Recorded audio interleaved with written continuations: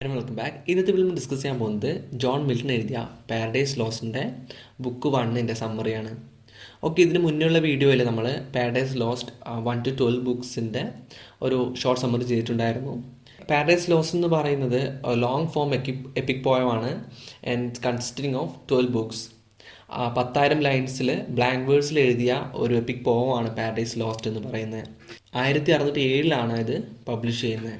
Okay, പോത്തിലേക്ക് കടക്കുന്നതിന് മുന്നേ ആയിട്ട് നമ്മൾ ജസ്റ്റ് എൻ്റെ ബാക്ക്ഗ്രൗണ്ട് നോക്കുവാണെങ്കിൽ ഇവിടെ ഒരു വാറാണ് നടക്കുന്നത്. ദൈവവും അതുപോലെ തന്നെ സാത്താനും തമ്മിലുള്ളൊരു വാറ്. ഓക്കെ, ദൈവത്തിൻ്റെ ഏറ്റവും അടുത്ത ഒരു അനുയായി ആയിരുന്നു, ഒരു ഏഞ്ചലായിരുന്നു ഈ ലൂസിഫർ എന്ന് പറയുന്നത്.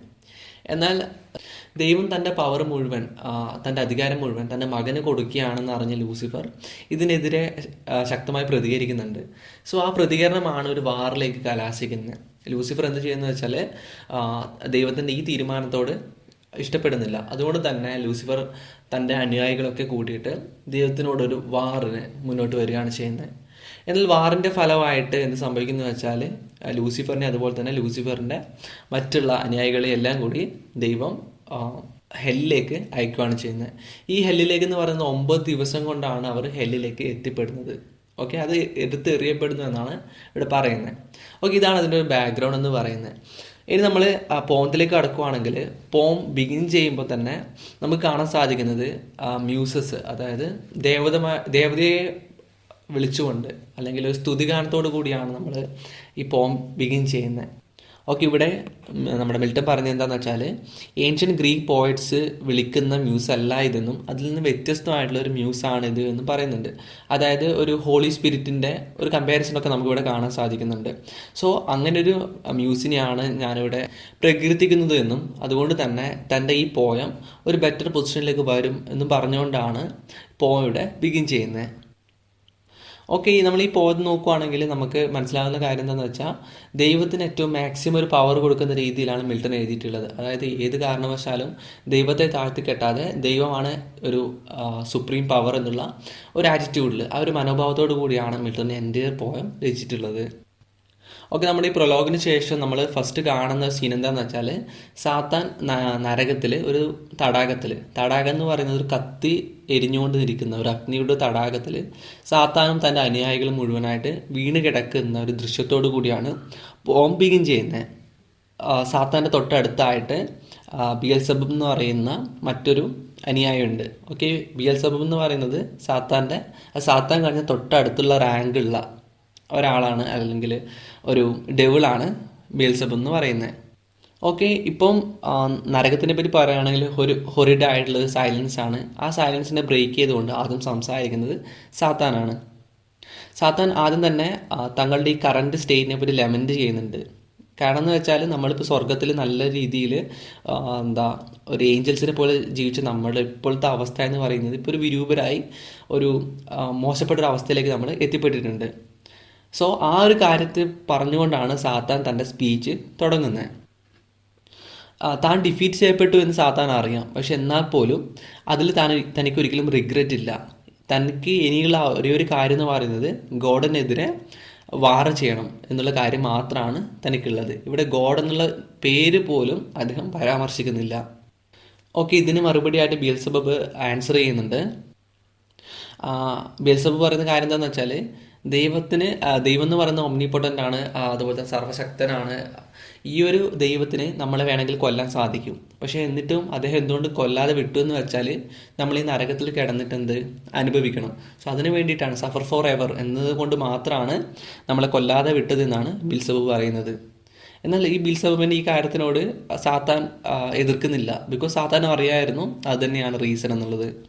ഓക്കെ, പിന്നീട് സാത്താൻ പറയുന്ന കാര്യം എന്താണെന്ന് വെച്ചാൽ നമ്മൾക്ക് ഇനി ഇവിടെ കിടന്നിട്ട് സമയം പാഴാക്കാനില്ല എന്നും ഈ തടാകത്തിൽ നിന്നും പുറത്ത് കടന്നിട്ട് നമുക്ക് ഗോഡിനെതിരെ പോരാടണമെന്നും സാത്താൻ പറയുന്നു.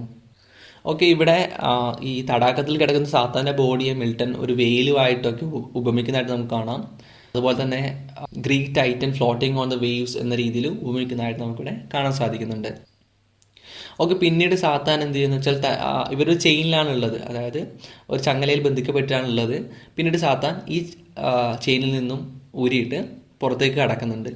തൻ്റെ അനുയായിയായ ബിയൽസബൂബും നമ്മുടെ സാത്താനെ ഫോളോ ചെയ്യുന്നു. ഓക്കെ, ഇപ്പോഴും അവർക്ക് വിങ്സ് ഉണ്ട്. സോ അതുകൊണ്ട് തന്നെ അവർ ഈ തടാകത്തിൻ്റെ മുകളിലൂടെ പറന്നിട്ടാണ് ഒരു കരയിലേക്ക് വന്നു ചേരുന്നത്.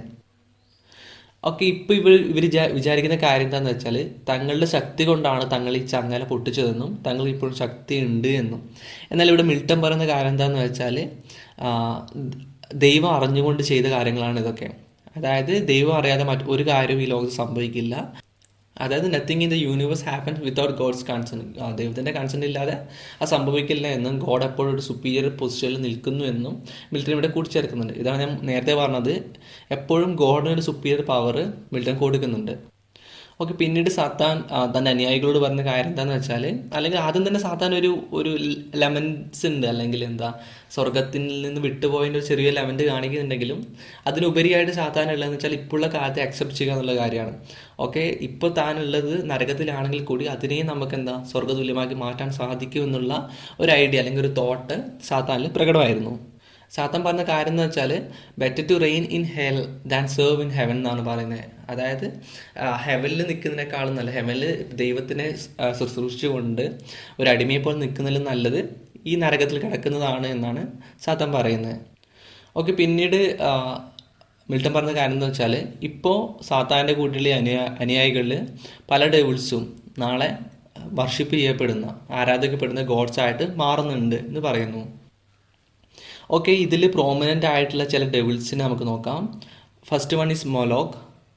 ഓക്കെ, ഇതിൽ മൊലോക്ക് എന്ന് പറയുന്നത് അതൊരു ഡെവിളാണെങ്കിൽ കൂടി പിന്നീട് കുട്ടികളുടെ ബലി ആവശ്യപ്പെടുന്ന ഒരു ദൈവമായിട്ട് മാറുന്നുണ്ട്.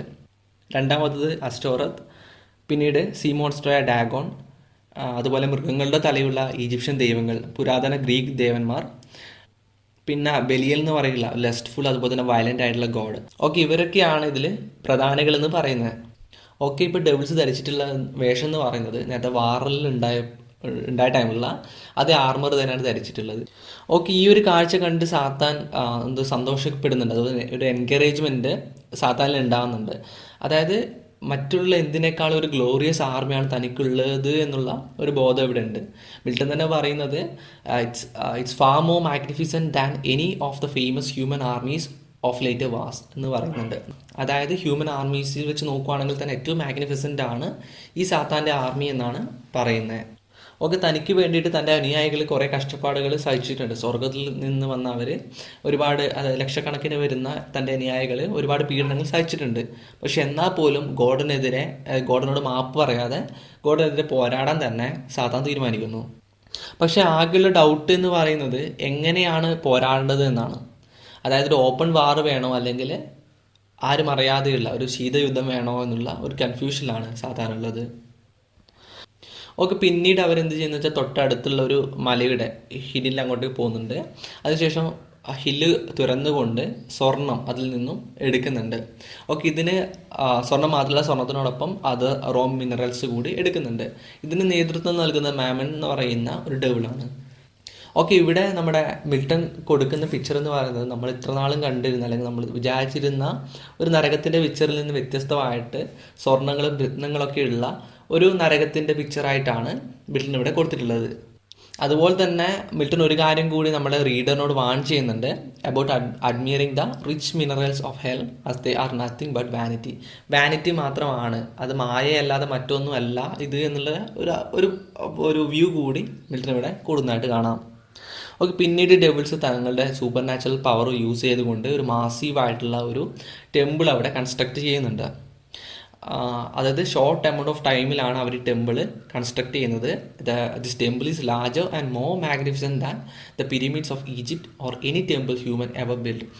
മനുഷ്യൻ ഇതുവരെ നിർമ്മിച്ചുള്ളതിൽ വെച്ചിട്ട് ഏറ്റവും ബൃഹത്തായ, ഏറ്റവും മനോഹരമായ ഒന്ന്. അതുപോലെ തന്നെ ഈജിപ്ഷ്യൻ പിരമിഡിൽ നിന്ന് വെച്ച് നോക്കുകയാണെങ്കിൽ തന്നെ മാഗ്നിഫിസൻ്റായ ഒന്നാണ് അവർ നരകത്തിൽ നിർമ്മിച്ചിട്ടുള്ള ഈ ടെമ്പിൾ എന്ന് പറയുന്നത്. ഓക്കെ, ഇതിന് നേതൃത്വം നൽകിയത് മുൾസിബർ എന്ന് പറയുന്ന ഒരു ഡെവിളാണ്. അതായത് സ്വർഗത്തിൽ പോലും കെട്ടിടങ്ങൾ നിർമ്മിക്കുന്ന ഒരു ആർക്കിടെക്റ്റാണ് മുൾസിബർ എന്ന് പറയുന്നത്. And who will become the Greek god Hephaestus. Okay, devils തങ്ങളുടെ ഈ ടെമ്പിളിന് കൊടുത്ത പേര് പാൻഡമോണിയം എന്നാണ്. ആ പാൻഡമോണിയത്തിൻ്റെ ഗ്രീക്ക് മീനിങ് എന്ന് പറയുന്നത് ഓൾ ഡീമൺസ് എന്നാണ് അർത്ഥം വരുന്നത്. ഓക്കെ, ഡെവിൾസിന് തങ്ങളുടെ സൈസ്, അതായത് തങ്ങളുടെ ശരീരം വലിപ്പം കൂട്ടാനും കുറയ്ക്കാനും സാധിക്കുമായിരുന്നു. സോ അതുകൊണ്ട് തന്നെ ഈ ദശലക്ഷക്കണക്കിന് വരുന്ന ഈ ഡെവിൾസ് എന്ത് ചെയ്യുന്നത് വെച്ചാൽ തങ്ങളുടെ ശരീരം ഷ്രിങ്ക് ചെയ്യുന്നു, ചുരുക്കിയിട്ട് അവരുടെ കൊട്ടാരത്തിനുള്ളിലേക്ക് ഒരു ഡാർഫ് എന്ന രീതിയിൽ കയറി പോകുന്നതാണ് കാണുന്നത്. അതിനുശേഷം അവർ അവിടെ ഇരുന്നു കൊണ്ട്, തങ്ങളുടെ ഗോൾഡൻ സീറ്റിൽ ഇരുന്നു കൊണ്ട് ഇനി എന്ത് ചെയ്യണം എന്നുള്ള ഒരു ഡിബേറ്റ് അവിടെ ആരംഭിക്കുകയും ചെയ്യുന്നു. സോ ഇതോടുകൂടിയാണ് ബുക്ക് 1 ഇവിടെ എൻഡ് ചെയ്യുന്നത്. So that's all about it, and see you in the video. Bye.